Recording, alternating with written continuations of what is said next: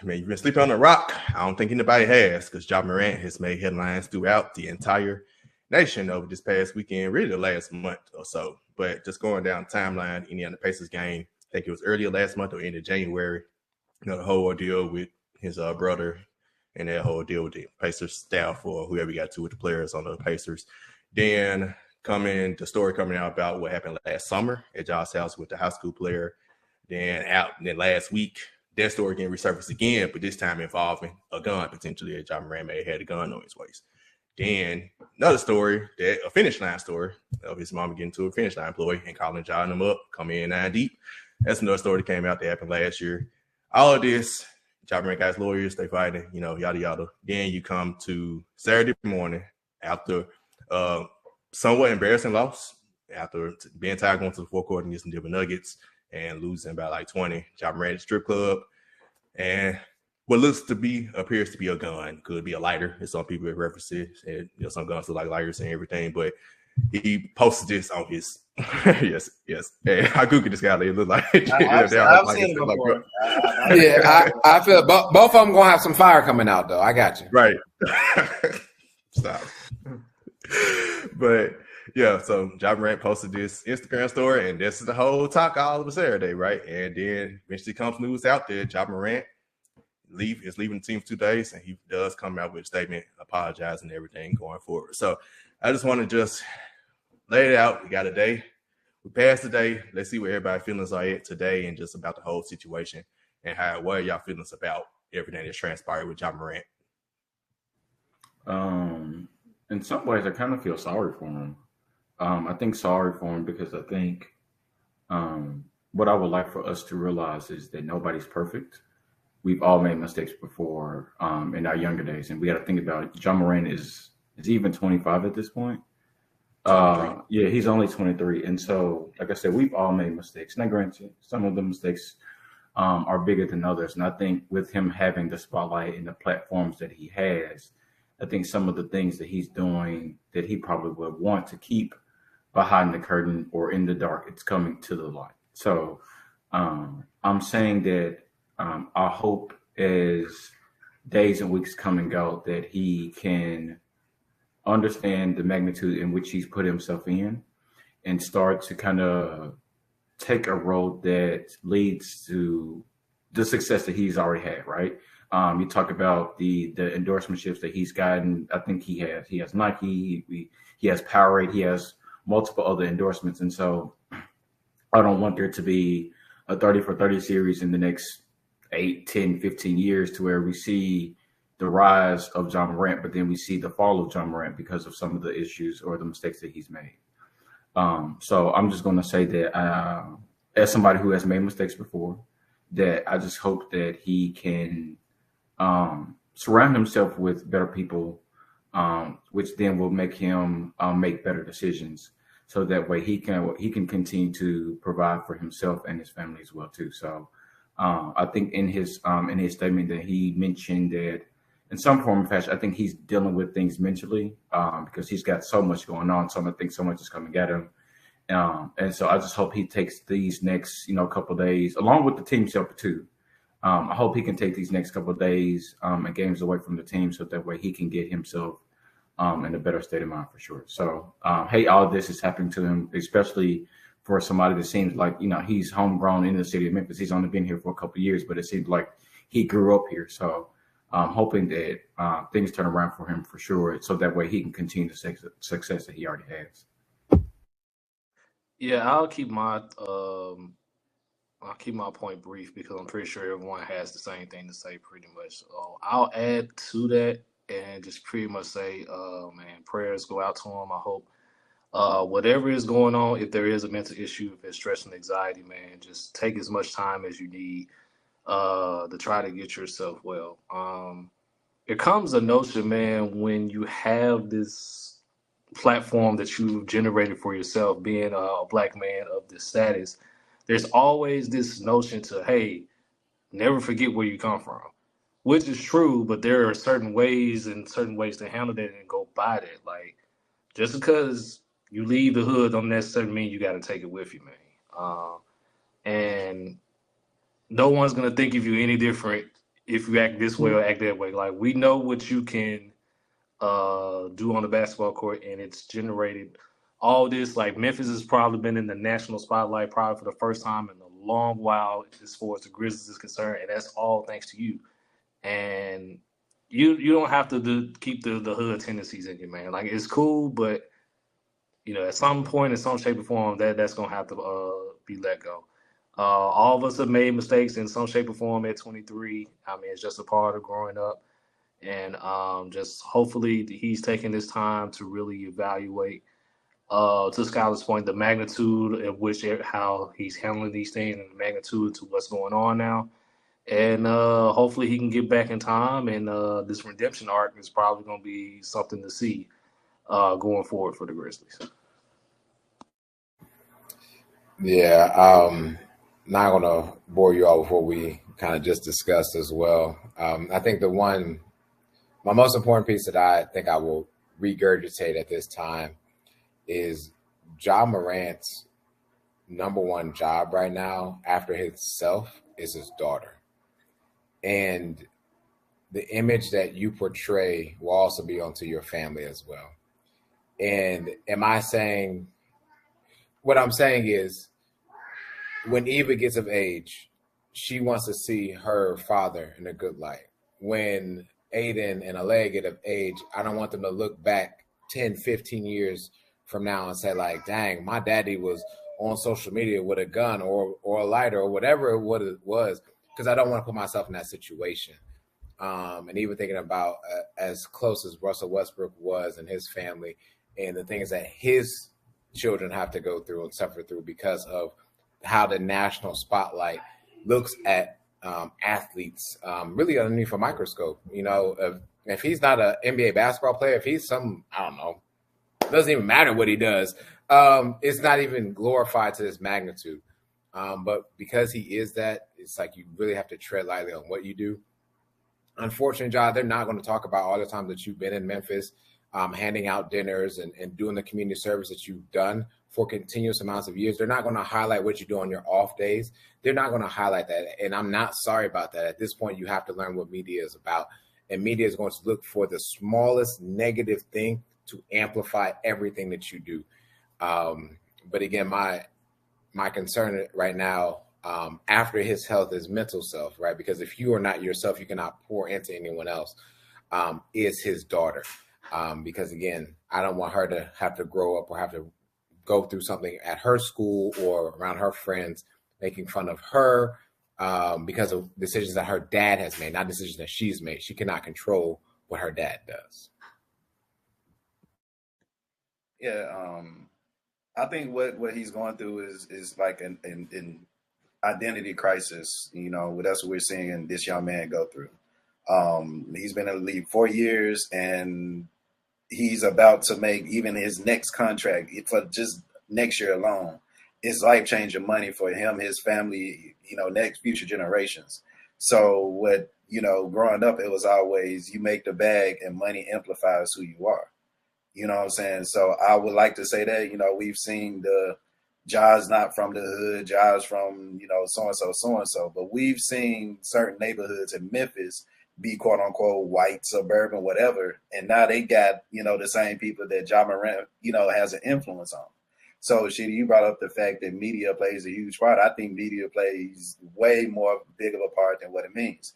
And what I mean is that, I made the fact that Allen Iverson to me is the most influential basketball player to ever play the game.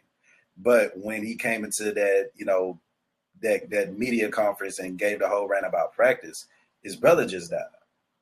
So, what I'm saying? If one of y'all would have passed away, God forbid, I'm not coming to pod on the next week. Matter of fact, I may take a couple weeks off out of one, respect for my brother, and two, I'm mourning. Y'all expect for this guy to come to practice after that, but we don't hear none about that. There's people that are probably listening to this podcast and know, oh, that's why, because the media it is that powerful.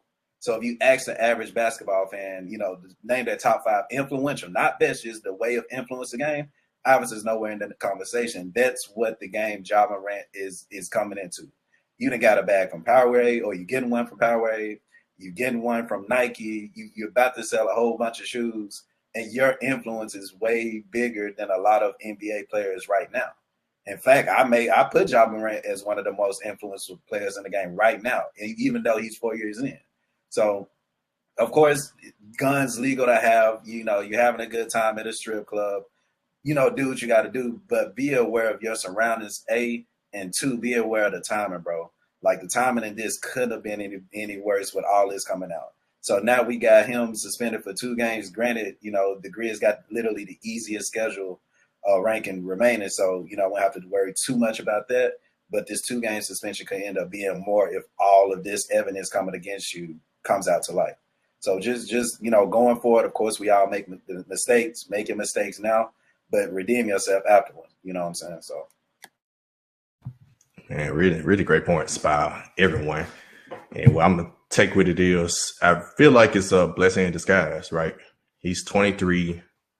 Despite everything that's went on, and just really let me go back to just like beginning. Well, about a month ago, I came across information. People. Memphis is a big, small city, and you just know people that know people.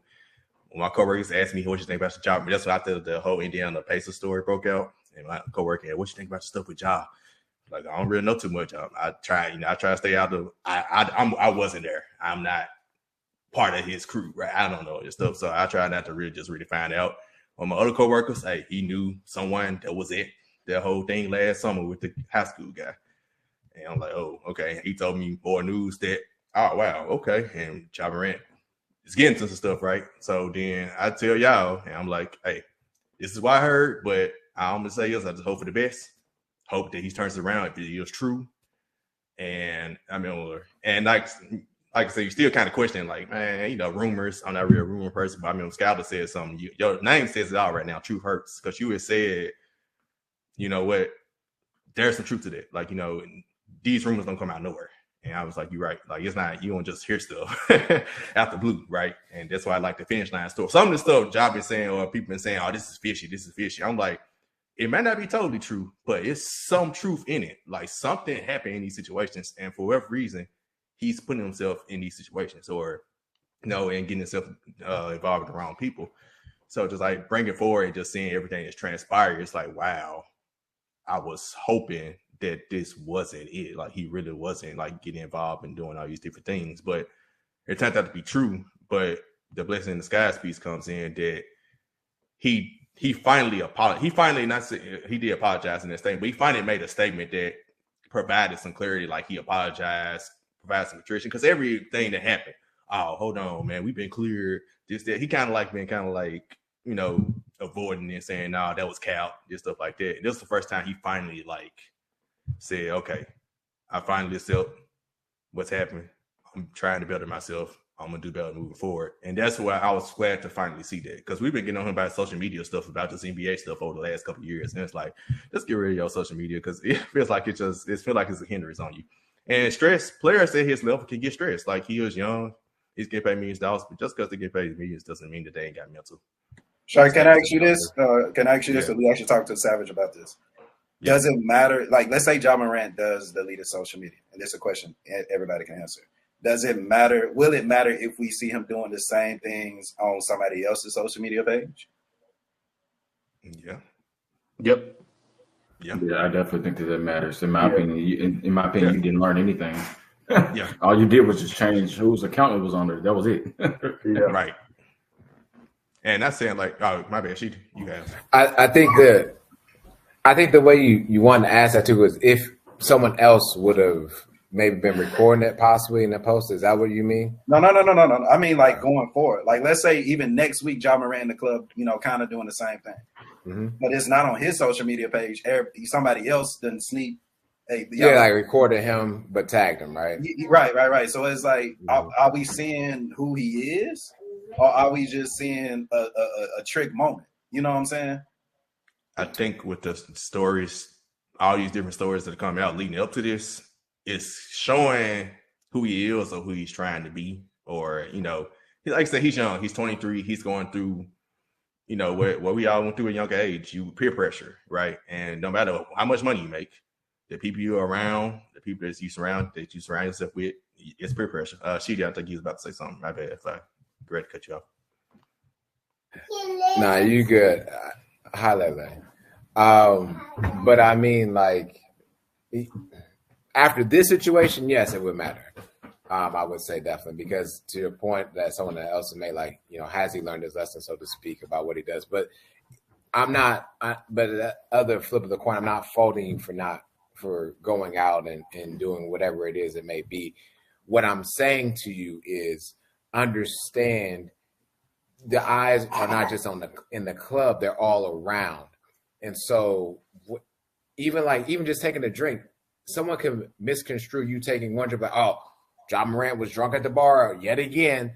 And it's just about perception. When you give people just that centimeter, ladies and gentlemen, just a centimeter smaller than an inch, by the way, they're going to take that mile. And it's how do you brand yourself in that time, and where do you go? Like I was educated in Memphis. I'm still educated here in Dallas. I'm not going to go around and be drunk or whatever everywhere I was in Memphis or even in Dallas, because I have a reputation as, one, a man, two, a father and husband, and three, I work for a company. And so I don't want there to be negative association with my company and my organization because, that's what they do over in North Hills. They just be getting drunk all the time. Look at their teachers. And so I think that's also a mindset shift that I've had that I would hope that he has as well, whether it comes from his account or someone else's account. Skyler, you got something? Yeah, and I think to take a step further, even from what Shady was saying, I think one thing that I think that is embarrassing for him is, one, like his teammates have to answer for some of his actions. And I don't think you ever want to put people that you work with in a situation where they're having to answer for things that you are doing away from the job or whatever the case may be. So I guess it's good to see him put that press release out there. It's good to see he's on to his mistakes. But I think at the end of the day, not only does he owe himself an apology, he owes his family an apology, but he owes his teammates who, talk very, very highly of him in public and behind closed doors. So he owes them an apology as well, too. Yeah, and I like that Nike didn't just cut him loose. Nike made the tweet and they backed him up, right? Right. And I was glad to see that. Like, made a mistake. Luckily, and we're blessed, nothing happened. Nobody got shot. Nobody got killed. Nothing has happened, right? That's why I say it's a blessing in disguise that this did come out. Ja do need to learn how to, and it's a lot of players, younger players. We talked about the Alabama situation. And I remember right after we talked about it on our Let's Be Real podcast, which check us out on there, Let's Be Real Sports on YouTube as well. Right after, we recorded last Saturday, right after that, Bryson Miller, he had joined the Alabama game. I'm pretty sure he do this in his warm-ups every time. They do the little pat down, like the gun. After this stuff that comes out about you potentially getting teammate the gun, all this stuff that you got it. Yeah, you know what I'm saying? Like, and that's kind of what Josh did in the sense that, this news come out and now, you brought out a gun on his teenager. Then you do this on social media, like read the room, knowing like, hey, this is not the time to do that.